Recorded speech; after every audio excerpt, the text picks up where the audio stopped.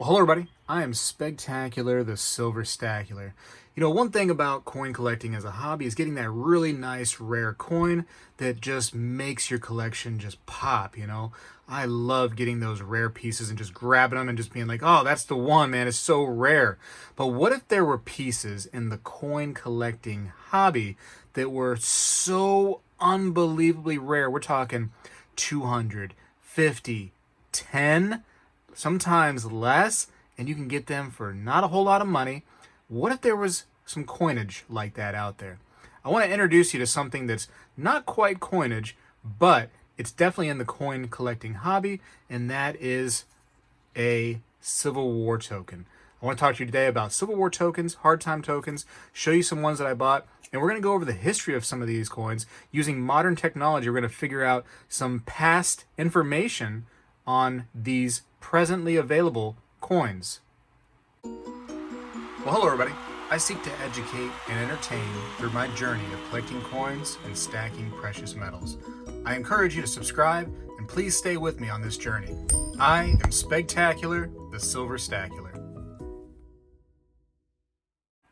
All right, so when we're talking about these tokens right here, we're talking about exonumia. So not really coins. It's kind of like in the coin collecting hobby, but not quite a coin. A little different, but still highly collectible by coin collectors. Also, this right here was a fake Morgan dollar, which is why I was playing with it. So counterfeit, we're just, going to destroy that at some point. And so ignore that from the beginning of the video. You probably were freaking out for a little bit. But anyways, did a local coin shop video with Coin Guy. Hopefully you watched that video and got some information about these tokens a little bit from that video. And I tell you what, after I did that video, I could not stop thinking about these tokens.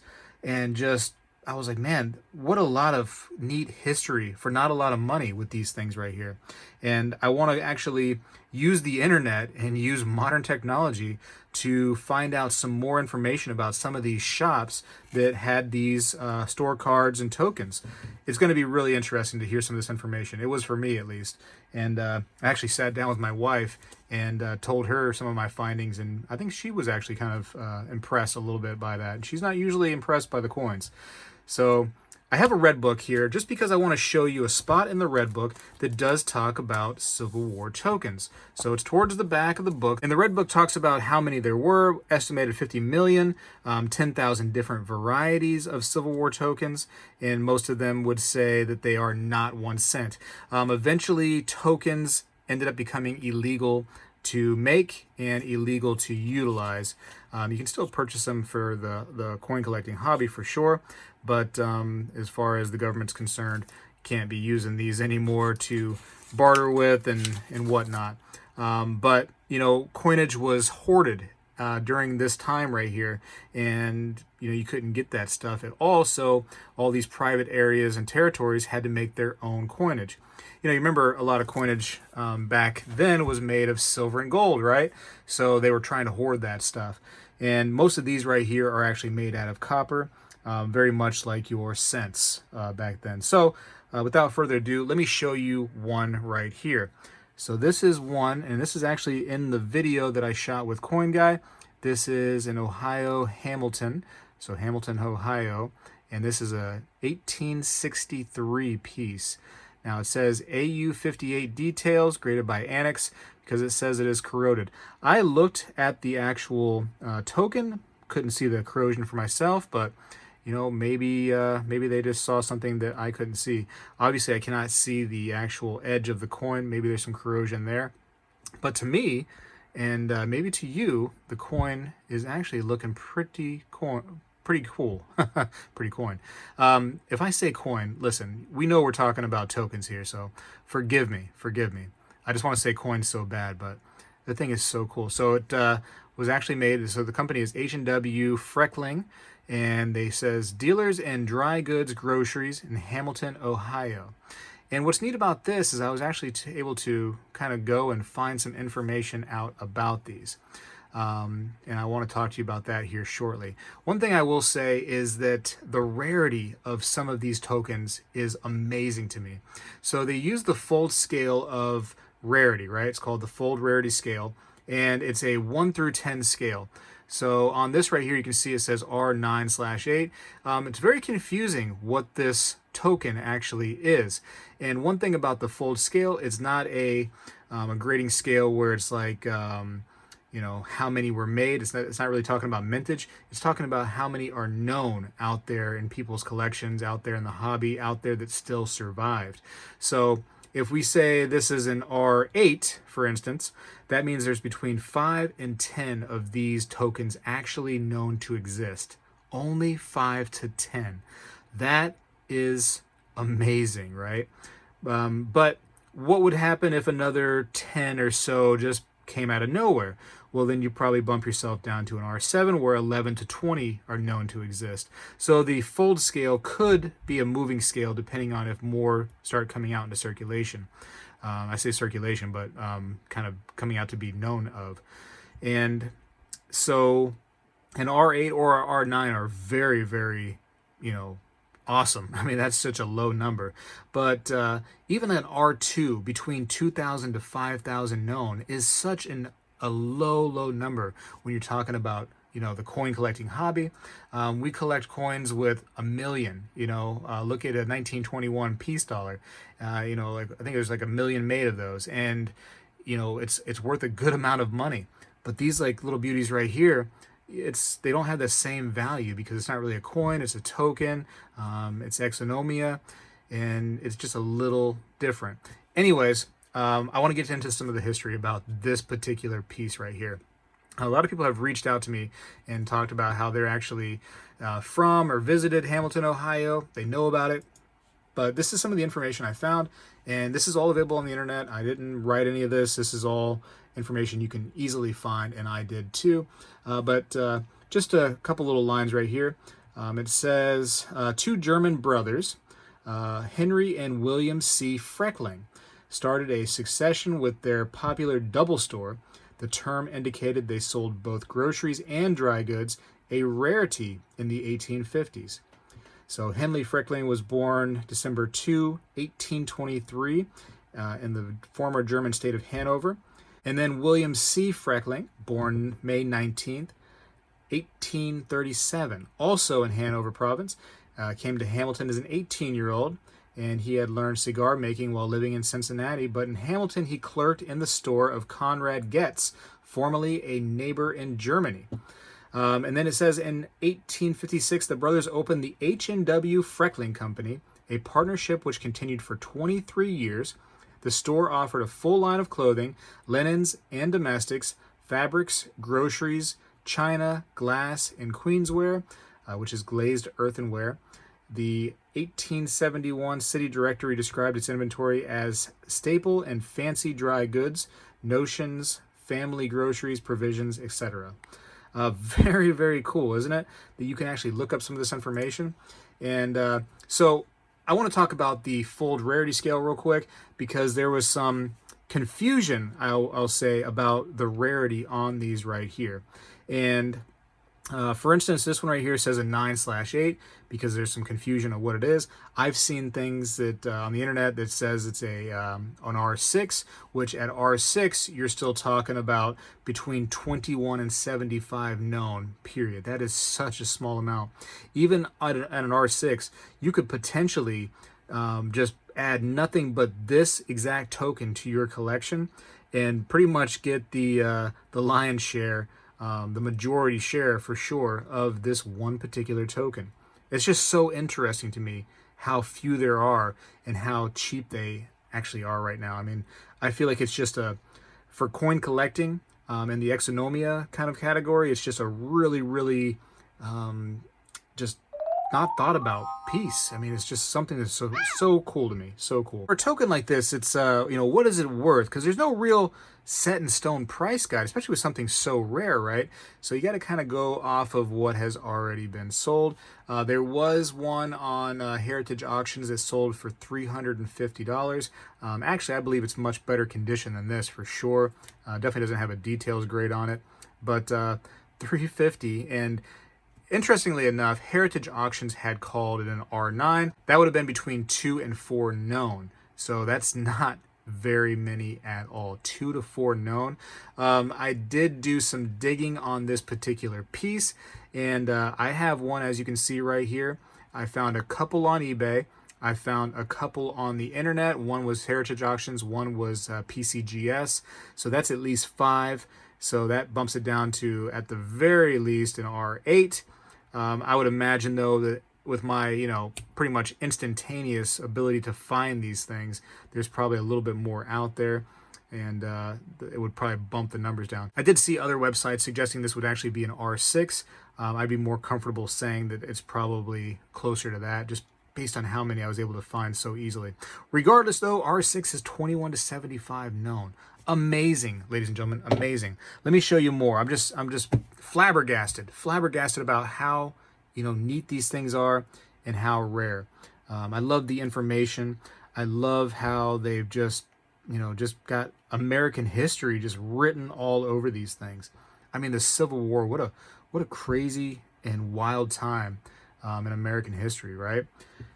Amazing. Next, let's talk about this one right here. This one will kind of, actually, you know what? Let's go here.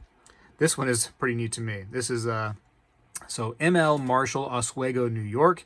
And I found this one really attractive, and, to me particularly, and I'll show you here in a second why. So right there it says M.L. Marshall, and it has a picture of a fish on there, 1863. So again, you're talking Civil War era, between what, 61 to 65-ish, 1861 to 65-ish, that is. And Oswego, New York. And on the reverse, it says toys, fancy goods, fishing tackle, and rare coin. So I found that pretty appealing to me. I like all those things, right? I like fancy goods, I like toys, I like fishing tackle, and I definitely like rare coin. So I'd imagine that M.L. Marshall would have had one of these probably in his shop for sale, right? Because it's a kind of a rarity, I think. So now this is actually a pretty common one when it comes to these tokens. I actually recently went to a large coin show, and they had one of these tokens sitting right there in kind of better condition than this one for sure. But I thought it was neat just to see, a token that I have there. And so R1 is the rarity on this one right here, and it's greater than 5,000 known, which, let's say it's, 10,000. That's still a rare piece, isn't it? That's pretty awesome. Pretty awesome indeed. Now, some history about M.L. Marshall, which is the part that I find the most fascinating. We can just easily look this stuff up. And I found this. It says, the title of this article says, Morgan L. Marshall, remembered for fishing tackle and tokens. And it says, occasionally found around Oswego and in the world of numismatics are copper, silver, and even wooden tokens issued in the early 1860s by Morgan L. Marshall, proprietor of a popular variety store at 202 West 1st Street. Even has the address of this place. It's so cool. It says Vernon in 1822. He came here from Mexico in 1857 and gained a wide reputation for high-quality fishing tackles. He was an avid fisherman most of his life. It also says the Marshall tokens were minted in several varieties of metals and even wood. His fishing tackles are also equally prized by collectors. And it says, an avid outdoorsman, Marshall was one of the original members of an officer of the Oswego Leatherstocking Club, founded in 1860, which still exists.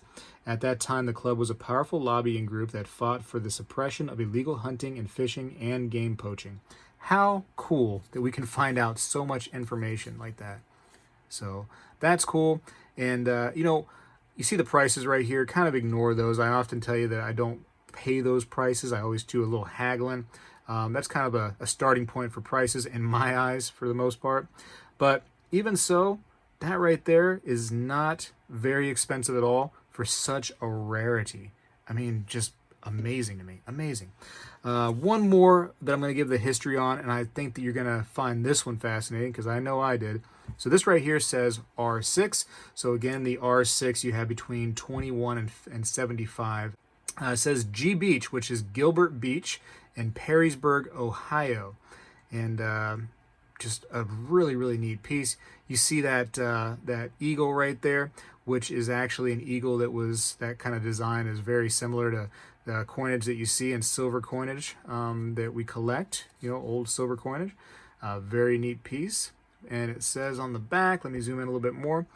It says G Beach, dry goods, clothing, boots, shoes, and C. I'm not sure what the C is. Perrysburg, Ohio. But you know what? We might be able to find out with a little bit more research, because this is actually what I found on this. Let me find it. So I found an illustrated historical atlas. And I'm going to show you right now. Let me go to my computer here. All right, here we are. Before you ask, the picture itself on the computer is crooked. My camera is not crooked. But it says this illustrated historical atlas, Lucas and part of Wood counties, Ohio. And what's neat is we can come down and see some of the history of that area, and we can see some of the shops there. So right here, and I'll try to zoom in for you as much as possible, we can see information about G Beach, dealer in dry goods, groceries, ready-made clothing, hats, caps, boots, shoes, flour, feed, and general merchandise. East Side, Louisiana Avenue. And so that's, fun as it is that I can go back in time and get information. But this awesome illustrated little piece right here actually has something totally special. Here's a map of the area of Lucas and Wood counties, so that's cool. Here's some illustration of cool little areas. Here's a farm. It says Gilbert Schreiber. So there's an illustration of his farm. But wait for this right here. More maps. A little bit further down to page 13. This will be it. First of all, this is cool right here. This is the townhouse in Perrysburg. So Wood County, Ohio. Very, very fascinating. But what is this right here, this picture? It says that there's a journal office, but then to the right of it, let me zoom way in for you. I love this. And I'm going to zoom in on this right here too. There is the actual store, and that's what it looked like. An illustrated, picture of the actual store. Gilbert Beach is the name of the store. And you can look down just right here, if I zoom out a little bit more and come on over. It says Gilbert Beach, dealer in dry goods, groceries, and C, Perrysburg, Wood Co., Ohio. Fantastic, huh? And we can actually go back in time travel a little bit with modern technology and see what this store probably looked like for the most part. I mean, besides it being black and white. That's awesome to me. That is so cool. So I find these amazing. I don't know. I'm like a little schoolgirl when it comes to these things right here. Just awesome. But let me show you some more. And let's see. Let's go with this right here. So this right here is an 1863 Civil War token. And this is an R1. So, again, common. And this is actually a patriotic token. So you can see on the patriotic token, it has, some patriotic devices here, right? So you have some cannons, looks like a drum, many flags. So an actual real nice piece. I love if you can see it's got some nice definition on it. I like that. Some nice high relief. So that is fun. They often have normal kind of American coins. So here's like an Indian head penny kind of looking coin. Indian head cent. But yeah, very neat piece of history right here. And not for very much money. That's what I love about it. Let's see. Let's go with this one next. This is a hard time token. So a little bit earlier because this is 1834-ish. And you can see what this one says. First let me go to this side, because I think this is kind of the side that will explain a little bit more. So this is a woodworking piece, and made by S.E. Schenck, I think is how you pronounce it. Attleboro, Massachusetts. And I guess it's a wood planing tool. Very cool, right? I actually did a little bit of research in this name right here, and I found a company in, I think it was Texas, that still has that name, and they do some woodworking. So I was kind of wondering if they, some generations past had moved into Texas and continued on to kind of the family tradition of woodworking. I don't know. I don't want to say for sure on that one. But again, a kind of a common one, R1. Look at the price, 25 bucks. And again, I don't pay the price that you see on here. It's a little bit less because I do a little haggling, but fantastic, is it not? Matched by W.P. Haskins, and it says 435 River Street. I mean, you can look these places up in Troy, New York. Also, I kind of would be very curious what actually exists right now at that address. It's so cool. So cool. Also, I noticed that upon my research into this particular token, it has an alternative side. So I think this side right here was the same, but this side was changed to a different company. So just a little FYI on some old pieces of history, huh? That's cool stuff. And this right here is one from my collection that I began with before I really have gotten into them lately. But here it is. Here's a hard time token. And again, I mean, look at the price. A little bit kind of, I would say this one is kind of corroded for sure. A little bit more damaged. A long time ago, though, 1837. And you can see, again, that very common looking large cent design right here. And you can see it says not 1 cent. Because, again, they were not cents, they were tokens. But generally their value amongst places you could spend them at were 1 cent. So, but they, were not 1 cent for the sake of trying to get around them not really being a coin. And it says millions for defense. Fantastic. For tribute. I love these things. So again, can't be making tokens these days. They made them illegal to make and then to use after this period existed. But during this period, man, this was what was happening. People were just hoarding those coins away, and they needed to figure something out. And Americans were warring with each other, and it was a crazy, crazy time, was it not? Crazy time. And by the way, the Union territories were the ones that were doing these right here. The Confederate territories were not doing these. They were doing, I believe, a lot of paper money. So this is kind of a neat piece of history, though. I love them. And I love being able to use, again, modern technology and go by and actually seeing the store that these existed at, to me, is just, it makes a coin collector just smile, in my opinion. I mean, that's history right there. And I'm able to go back in time and see these places and learn about it, and learn about the history of the families that made these stores and where they came from. Just imagine what they went through. Just imagine. Anyways, I enjoy these a lot. Maybe you'll enjoy them. I would highly recommend you looking into them a little bit. Trying to get one or two is just fun, I think. You can get them all over the place. I mean, anywhere that sells coins may very well have some Civil War tokens and hard time tokens. Definitely check them out. A lot of fun. Anyways, hopefully you enjoyed the little history here of some of the pieces that I have. And I bet you could look up history on the pieces that you have or that you're going to get because they're so cool, right? I got to go for now, though. Spegtacular appreciates you for watching, of course, and I'm out.